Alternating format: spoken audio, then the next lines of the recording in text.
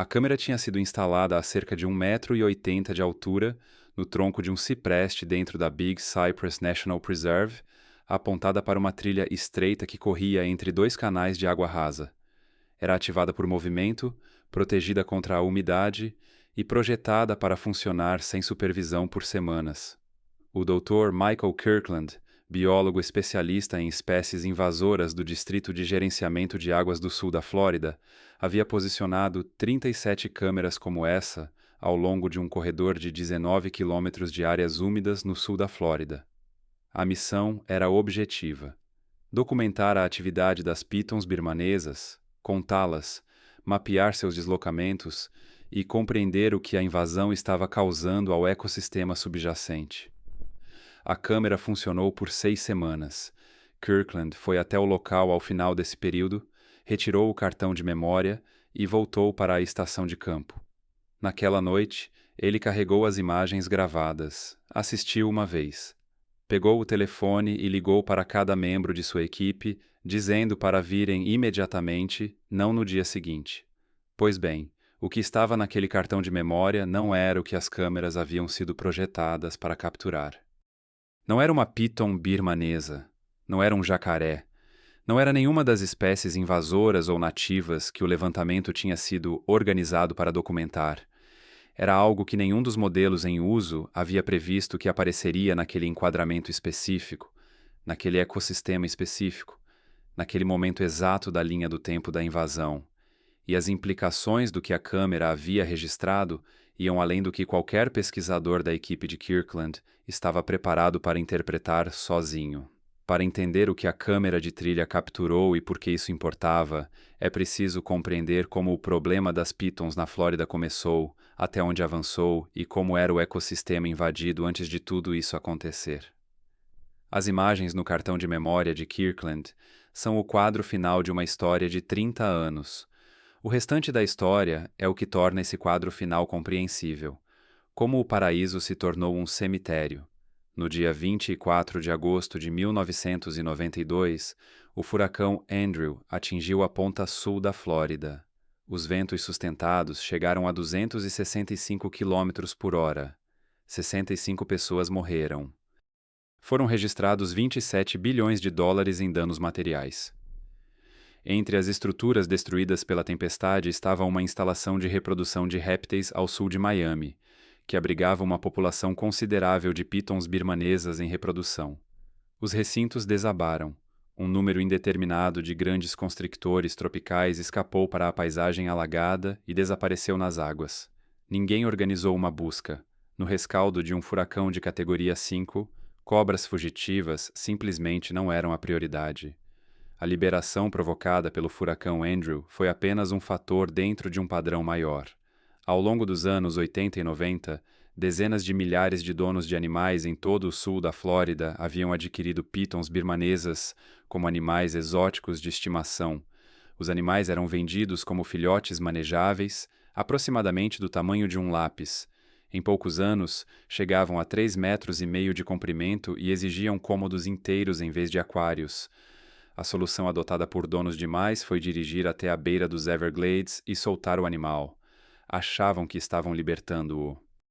Na verdade, estavam introduzindo um predador de topo em um ecossistema que não tinha nenhuma defesa contra ele. Os Everglades são, em termos estruturais, o habitat perfeito para uma piton birmanesa. Mais de 600 mil hectares de áreas úmidas subtropicais, calor e umidade durante o ano inteiro. Uma oferta de alimentos tão abundante e tão completamente despreparada para a chegada de um grande constritor de emboscada, que as áreas úmidas funcionavam, do ponto de vista da piton, como um buffet à vontade, sem horário de encerramento. A fauna nativa, os guaxinins, os gambás, os coelhos, as aves de pântano, os veados de cauda branca, havia passado milhares de anos coevoluindo com os predadores reais da região, jacarés, gatos monteses, panteras da Flórida. A piton birmanesa estava completamente fora desse repertório evolutivo. Um guaxinim nos Everglades jamais havia encontrado um predador de emboscada capaz de atingir 4,5 metros de comprimento, detectar calor corporal no escuro total, permanecer imóvel em 5 centímetros de água por horas a fio e atacar mais rápido do que o sistema nervoso do guaxinim conseguia processar. O guaxinim passaria por uma piton enrodilhada da mesma forma que uma pessoa comum passa por uma mangueira de jardim. Frank Mazzadi, professor de Ecologia da Vida Selvagem na Universidade da Flórida e um dos pesquisadores fundadores do esforço moderno de resposta às pitons, expressou a situação com palavras que ficaram gravadas na memória de todo cientista que as ouviu.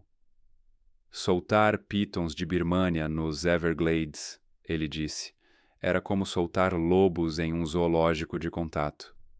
As pitons não simplesmente sobreviveram, elas consumiram. Uma fêmea de piton de Birmânia deposita entre 50 e 100 ovos por ninhada e os incuba com um comprometimento térmico contínuo que lembra o de uma ave choca. As fêmeas enrolam o corpo ao redor dos ovos e tremem para elevar a temperatura interna da ninhada em vários graus, acima do ambiente ao redor, um comportamento fisiológico mais associado a aves do que a répteis. Nenhum predador nativo do sul da Flórida havia desenvolvido qualquer estratégia para lidar nem com os adultos, nem com as ninhadas. A trajetória populacional foi verticalmente disparada. As estimativas conservadoras atuais situam a população de pitons de Birmânia no sul da Flórida em aproximadamente 100 mil animais. As estimativas mais elevadas, provenientes de grupos de pesquisa que atuam no oeste dos Everglades, chegam a 300 mil. 300 mil predadores do topo da cadeia em um ecossistema que não tinha nenhum deles 20 anos antes. Mazzati publicou um estudo de referência em 2012 nos Anais da Academia Nacional de Ciências, documentando os danos ecológicos nas zonas do Parque Nacional dos Everglades, onde as pitons já haviam se estabelecido. Os guaxinins, nas zonas afetadas, haviam caído 99,3%, não 10%. Não 50%, não 80%, passando de abundantes a praticamente inexistentes em toda a área de levantamento. Os gambás haviam despencado 98,9%. Os lince-vermelhos haviam diminuído 87%.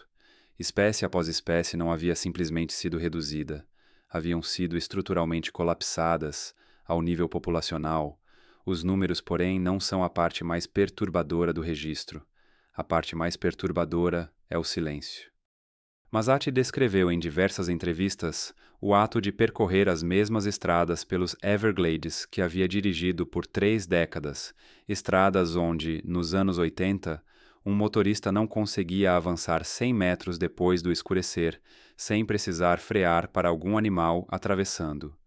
Hoje, sua equipe dirige quilômetros e não encontra nada.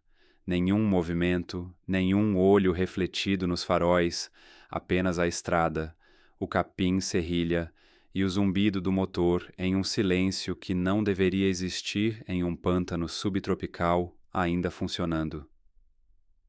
Ele descreveu ter parado em um ponto específico onde, nos anos 80, havia fotografado 53 mamíferos individuais ao longo de 2 horas de observação. Ao sair do caminhão na era atual e ficar escutando, nada. As implicações vão além da perda ecológica. Os Everglades fornecem proteção contra enchentes e filtragem de água para milhões de pessoas. Eles recarregam os aquíferos de água potável de uma das regiões metropolitanas de crescimento mais acelerado dos Estados Unidos. Ecologistas estimaram sua contribuição econômica anual em mais de 31 bilhões de dólares. Os pequenos mamíferos consumidos pelas pitons não eram periféricos a esse sistema. Eles eram fundamentais para a teia alimentar que sustenta as aves, os répteis e, em última instância, a vegetação filtradora que mantém toda a função hidrológica em funcionamento. As pitons não estavam apenas se alimentando de animais. Estavam desmontando uma máquina, caçando fantasmas na grama. A resposta oficial da Flórida começou em nível estadual com o Florida Python Challenge, uma competição pública de caça administrada pela Comissão de Conservação de Peixes e Vida Selvagem da Flórida. Na edição de 2024, os participantes removeram 195 pitons de Birmania ao longo de um evento de 10 dias. Se a população real de pitons em todo o estado é de 300 mil, esse número de remoção representa 0,065% do total. Uma única agregação reprodutiva poderia repor todas as cobras que o desafio removeu. Não era uma solução. Em nenhum sentido estatístico era sequer uma marca.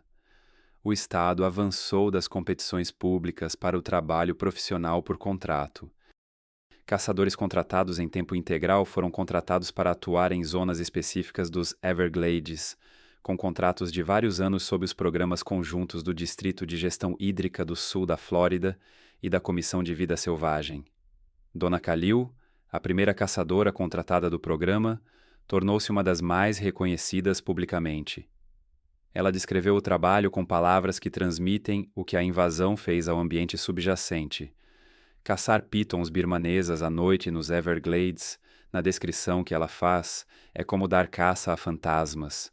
O farol varre a borda de um canal por horas sem encontrar nada. Nada. Nada. Então algo aparece bem na margem do campo visual, uma sombra que não combina com a vegetação ao redor, e vai tomando forma até revelar um corpo do diâmetro de um poste de telefone, enrolado de tal jeito que, até se mover, parece um sistema de raízes expostas. O trabalho profissional é fisicamente destruidor. Khalil já descreveu noites em que permaneceu dentro de pântano, com água até a cintura, por 6 ou 7 horas consecutivas, em condições de visibilidade que tornariam qualquer outro rastreamento praticamente inútil. Ela descreveu o peso específico de uma grande piton fêmea, a dificuldade de retirar um animal de 90 quilos de uma densa vegetação de capim-serra sem ajuda física e o peso psicológico acumulado de fazer esse trabalho num ecossistema onde cada animal removido é imediatamente substituído por outro que ela sequer consegue enxergar. Desde que o programa de contratados foi lançado em 2017, os caçadores profissionais já retiraram mais de 23 mil pitons birmanesas da Flórida, 23 mil animais, e ainda assim, com base nas estimativas populacionais em uso, esse número de remoções representa menos de 5% do total. A população simplesmente reabastece o pipeline sem parar. Cada abordagem tecnológica significativa que foi testada acabou falhando. Drones com imageamento térmico, que funcionam com eficiência em alvos de sangue quente, não conseguem distinguir constritores de sangue frio da vegetação ao redor, porque as pitons se aproximam bastante da temperatura ambiente. Iscas robóticas são ignoradas. Pitons são predadores de emboscada. Elas simplesmente aguardam a chegada de uma presa de verdade. A única abordagem que produziu resultados consistentes é o programa Judas. Pesquisadores implantam cirurgicamente um rastreador GPS em um macho sexualmente maduro, o soltam na natureza e acompanham seus movimentos durante a época de reprodução até localizar diretamente uma agregação reprodutiva com várias fêmeas. Ian Bartoshik, da Conservancy of Southwest Florida, foi quem pioneirou essa técnica e a usou para localizar e remover algumas das maiores fêmeas reprodutoras já registradas, incluindo indivíduos com mais de 90 quilos.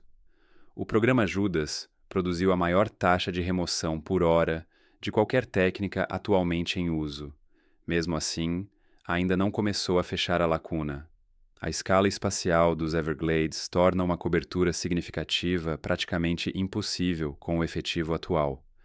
Os caçadores veteranos começaram a dizer algo que as agências estaduais têm relutado em reconhecer formalmente. Mike Kimmel, o contratado da Flórida conhecido publicamente como Python Cowboy, afirmou em diversas entrevistas que os animais estão aprendendo. As cobras estão progressivamente recuando para zonas densas de capim-serra e mata de cipreste onde nenhuma presença humana consistente foi mantida. As populações reprodutoras estão se concentrando exatamente nas áreas de mais difícil acesso.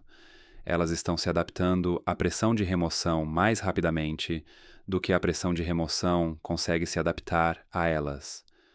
A descoberta paralela, que reformulou todo o esforço de resposta, não dizia respeito às próprias pitons birmanesas.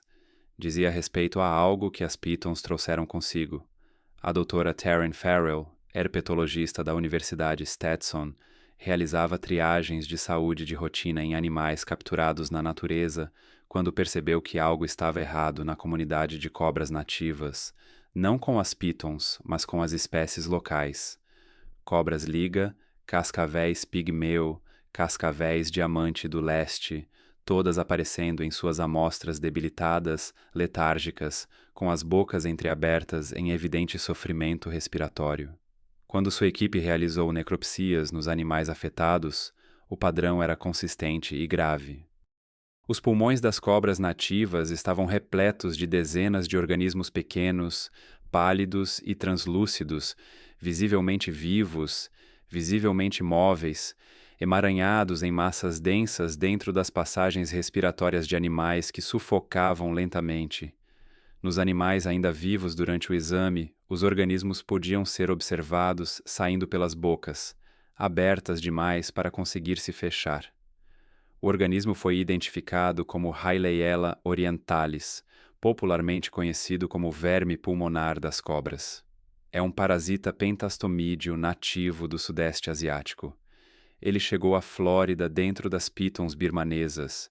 O parasita e a piton compartilham milhões de anos de história coevolutiva. Dentro da área nativa que dividem, o sistema imunológico da piton consegue controlar a carga parasitária sem produzir efeitos clínicos graves. A piton funciona como hospedeira portadora. Ela abriga o parasita, transmite o parasita, mas não morre por causa dele. As cobras nativas da Flórida jamais haviam encontrado esse parasita. Seus sistemas imunológicos não possuem nenhum modelo evolutivo para reagir a ele. Frel descreveu a situação como um primeiro contato entre exploradores europeus e populações indígenas isoladas, sem nenhuma exposição prévia às doenças que esses exploradores carregavam. Um grupo havia desenvolvido certa resistência ao longo de séculos de convivência com essas enfermidades. O outro não tinha absolutamente nenhuma. Os resultados na Flórida têm sido catastróficos. A rota de transmissão torna o surto quase impossível de conter através de qualquer intervenção isolada.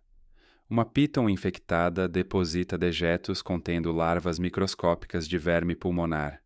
Baratas, abundantíssimas em todo o ecossistema dos Everglades, consomem esses dejetos e ingerem as larvas. Um sapo nativo come uma barata infectada. Uma cobra nativa come o sapo. Nada nessa cadeia é aparente. É exatamente assim que a teia alimentar dos pântanos sempre funcionou. Só que agora, cada sapo dentro dessa cadeia carrega potencialmente uma sentença de morte para a próxima cobra que o ingerir, e a cobra não tem como detectar a infecção antes de já estar comprometida. A doutora Melissa Miller, parasitologista pesquisadora da Universidade da Flórida, que trabalhou extensivamente nesse surto, estabeleceu a abrangência geográfica e taxonômica completa da invasão. No mínimo 18 espécies distintas de cobras nativas tiveram infecção confirmada. A distribuição geográfica do parasita já se estende até Jacksonville, a mais de 300 milhas da zona original de introdução nos Everglades. E então a equipe de Miller confirmou uma descoberta que alterou completamente a estrutura estratégica dos esforços de resposta. O verme pulmonar não depende mais da piton birmanesa. O parasita completou uma mudança de hospedeiro. Ele estabeleceu um ciclo de transmissão autossustentável que opera inteiramente dentro da comunidade de cobras nativas, sem qualquer envolvimento da piton birmanesa em nenhuma etapa. Mesmo que todas as pitons birmanesas da Flórida pudessem ser removidas de uma só vez durante a noite, o verme pulmonar permaneceria. Ele já está nas baratas, está nos sapos, está nas cobras nativas, está circulando pelo ecossistema de forma completamente independente. A Flórida agora enfrenta duas frentes de invasão simultâneas. As pitons estão consumindo a comunidade de mamíferos de cima para baixo. O verme pulmonar está destruindo a comunidade de répteis nativos de baixo para cima. Os Everglades estão sendo demolidos tanto pelo telhado quanto pela fundação ao mesmo tempo. Mas dentro dos dados coletados pelo levantamento do surto, as equipes de Frel e Miller identificaram uma anomalia significativa. A jararaca da água da Flórida, a Arquistrodon conante, parece ser substancialmente resistente ao verme pulmonar. A equipe de Frel examinou exemplares dessa espécie em áreas com infecção intensa confirmada e encontrou praticamente nada.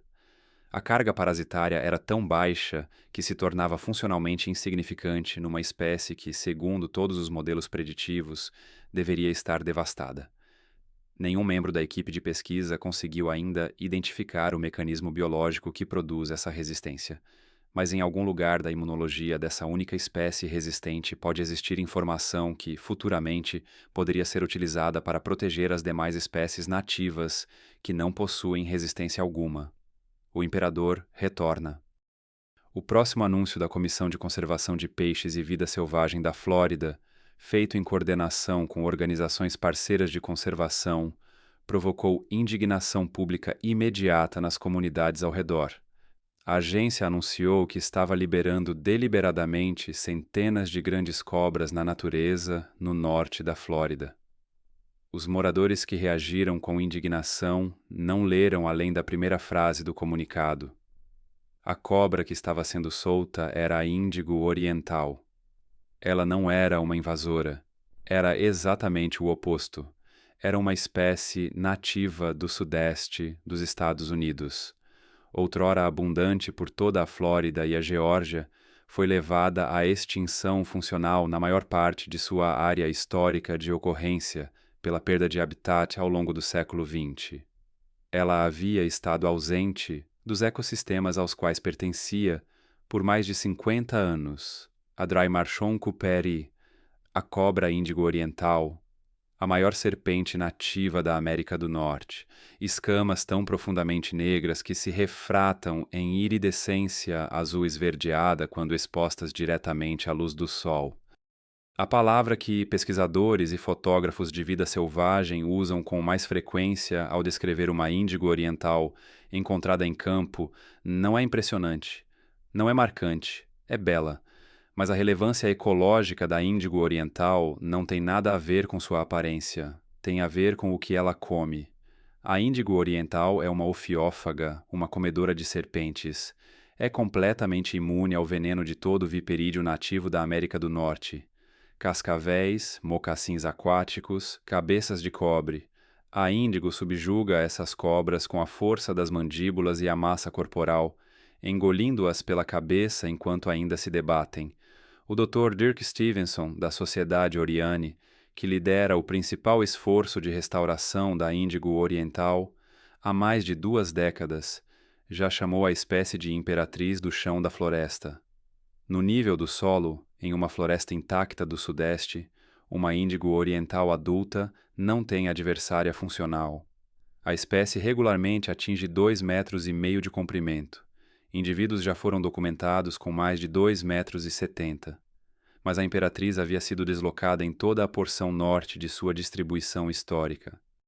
A índigo oriental depende das tocas da tartaruga gopher para se abrigar, especialmente durante os meses de inverno, quando as condições superficiais do ecossistema de pinheiro de folha longa ficam frias demais para que uma serpente de linhagem tropical de grande porte permaneça ativa. A Sociedade Oriane iniciou um programa de criação em cativeiro de longo prazo no início dos anos 2000 e passou mais de uma década reconstruindo os ecossistemas de pinheiro de folha longa no Panhandle da Flórida. A restauração não era simplesmente uma questão de plantar árvores. Era necessário reconstruir toda a comunidade de espécies que uma mata plana de pinheiro de folha longa funcional precisa para operar.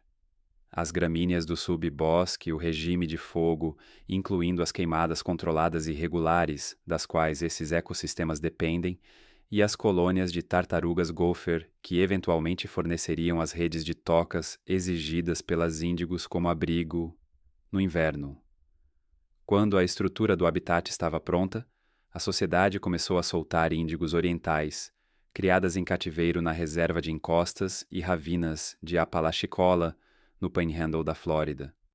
Então, no final de 2023, uma câmera de rastreamento posicionada na entrada de uma toca de tartaruga gopher na reserva capturou imagens que Stevenson assistiu 11 vezes antes de se permitir aceitar o que estava vendo.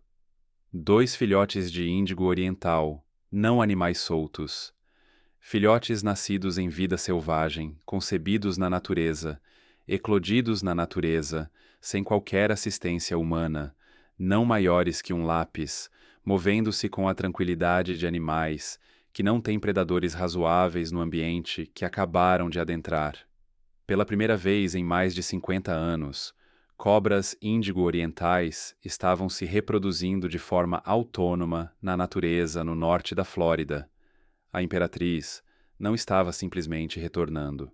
A imperatriz estava reconstruindo sua dinastia. Voltemos agora à câmera de rastreamento do Dr. Kirkland. As imagens que o fizeram chamar sua equipe naquela noite. O que a câmera havia capturado no bosque de ciprestes, 40 metros adentro da Reserva Nacional de Big Cypress, era um lince vermelho. 12 quilos de peso, arrastando pelo lama o corpo decapitado de uma piton birmanesa de 22 quilos em direção à linha de árvores. A cabeça da piton havia sumido.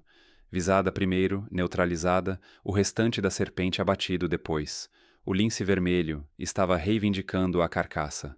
Por 20 anos, a piton birmanesa havia existido no ecossistema do sul da Flórida, como predadora de topo, sem adversários sérios. Não porque os predadores nativos fossem incapazes, em princípio, de enfrentar uma piton. Os jacarés são fisicamente capazes. Os linces vermelhos são fisicamente capazes. As panteras da Flórida certamente são fisicamente capazes. A barreira era comportamental. Os predadores nativos não tinham experiência aprendida com o animal. Eles não o reconheciam como presa. Isso estava mudando. Jacarés haviam sido documentados ao longo dos 3 anos anteriores, emboscando pitons menores em águas rasas.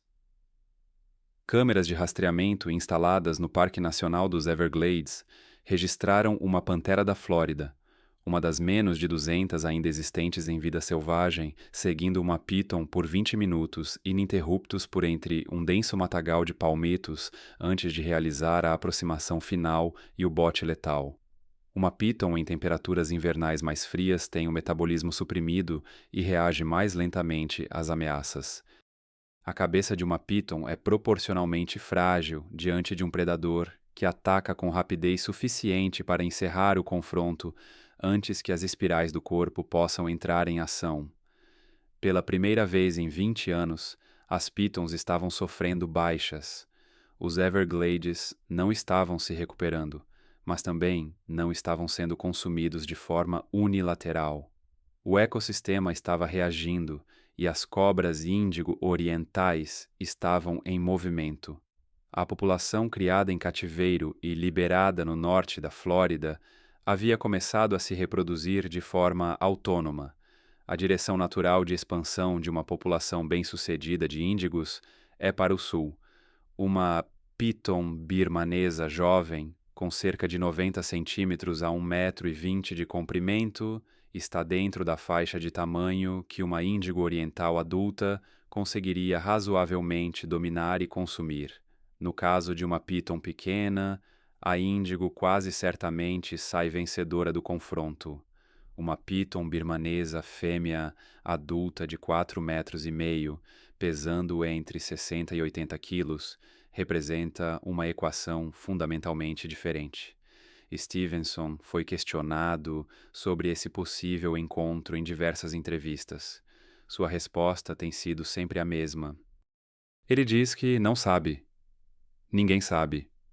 O encontro ainda não foi observado na natureza, mas existe uma possibilidade biológica genuína de que a índigo oriental possa, ao longo do tempo, exercer uma pressão de predação significativa sobre a população jovem de pitons birmanesas nos ecossistemas onde as duas espécies eventualmente se sobreponham. Cada piton birmanesa jovem que não sobrevive até a idade reprodutiva representa uma falha reprodutiva para a invasão. A índigo oriental pode não derrotar as pitons, mas pode desacelerar substancialmente sua reprodução. E pairando sobre tudo isso está a questão que Frel disse em múltiplas ocasiões ser a que mais o preocupa, não as pitons, o verme pulmonar. A Relayella orientalis consegue infectar a cobra índigo oriental? A imunidade ao veneno da índigo oriental é altamente específica. Ela está vinculada a características moleculares particulares da química sanguínea da índigo, que neutralizam as enzimas específicas presentes no veneno dos crotalídeos. Não há razão para supor que essa imunidade se estenda a um nematóide parasita, com um perfil biológico completamente diferente. Se o verme pulmonar alcançar as populações de índigo orientais antes que elas atinjam densidades autossustentáveis nas zonas de recuperação, o parasita poderia eliminar funcionalmente o imperador antes que ele tenha a oportunidade de realizar o que todos os envolvidos no esforço de resposta precisam que ele realize. O verme pulmonar poderia matar a restauração. Kirkland guardou consigo uma cópia pessoal do cartão de memória da câmera de rastreamento. Em uma entrevista, ele disse que nas noites em que o trabalho parece especialmente pesado, ele assiste a 6 semanas de imagens comprimidas em uma única sessão de visualização. A imobilidade, os longos intervalos noturnos em que nada atravessa o quadro, o silêncio que Maddy havia descrito nas estradas, o mesmo silêncio capturado no cartão de memória, estático e indiferente no interior profundo do ecossistema onde a invasão fez seu pior trabalho.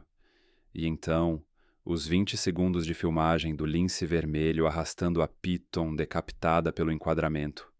O único momento em 6 semanas em que o equilíbrio se deslocou visivelmente na direção do ecossistema que a invasão estava desmantelando, a batalha pelos Everglades. O que começou como um pequeno número de pitons birmanesas soltas ou escapadas no início da década de 90 tornou-se uma das maiores crises de predadores invasores da história ecológica moderna da América do Norte. Ao longo de 3 décadas, as constrictoras se espalharam pelos Everglades e se estabeleceram em um ecossistema estruturalmente otimizado para a sua sobrevivência. Sem inimigos naturais evolutivamente desenvolvidos, com uma fonte de alimento abundante e despreparada e com uma estratégia reprodutiva capaz de gerar de 50 a 100 filhotes por ninhada, o crescimento populacional foi exponencial. Nas zonas mais gravemente afetadas, as populações de mamíferos nativos entraram em colapso em mais de 90%, transformando áreas úmidas, antes vibrantes em paisagens marcadas por um silêncio perturbador e estruturalmente inédito. As pitons são apenas parte do problema. A descoberta paralela de que o nematóide pulmonar das serpentes atravessou para a comunidade de cobras nativas e estabeleceu um ciclo de transmissão autossustentável, sem mais envolvimento dos pitons, alterou substancialmente a estrutura estratégica da resposta. O parasita se propaga pela cadeia alimentar comum, passando de baratas para sapos e depois para serpentes nativas, danificando os pulmões dos animais infectados até que eles deixem de conseguir respirar. Mesmo a remoção completa da população de pitons birmaneses, algo inviável com a tecnologia atual, não seria suficiente para eliminar o parasita. Em resposta a isso, agências de vida selvagem lançaram um esforço multissetorial sem precedentes. Caçadores profissionais contratados removeram mais de 23 mil pitons desde 2017. Pesquisadores desenvolveram o programa de rastreamento de serpentes Judith para localizar agregações reprodutivas. Grupos de conservação começaram a restaurar espécies nativas como a cobra índigo oriental, um predador de topo que pode, com o tempo, ajudar a suprimir pitons jovens antes que atinjam a idade reprodutiva. Predadores nativos, incluindo gatos selvagens, jacarés e a ameaçada onça da Flórida, começaram a atacar pitons em padrões que nenhum dos modelos ecológicos em uso havia previsto, sugerindo que a comunidade de predadores nativos está aprendendo a reconhecer a invasão como presa. Hoje, as Everglades se encontram em uma encruzilhada. Os pitons continuam a se espalhar. O parasita continua circulando pela comunidade de serpentes nativas. No entanto, as cobras índigo orientais estão se reproduzindo em estado selvagem pela primeira vez em meio século, e os predadores nativos estão começando a reagir. O desfecho permanece incerto. A batalha está longe do fim.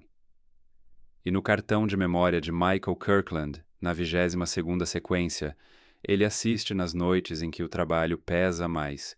O ecossistema está, pela primeira vez em uma geração, reconquistando um pequeno fragmento do que a invasão lhe tomou. Não é uma recuperação. Não está dentro da estrutura de trabalho de ninguém em sua equipe como uma solução, mas é o primeiro quadro de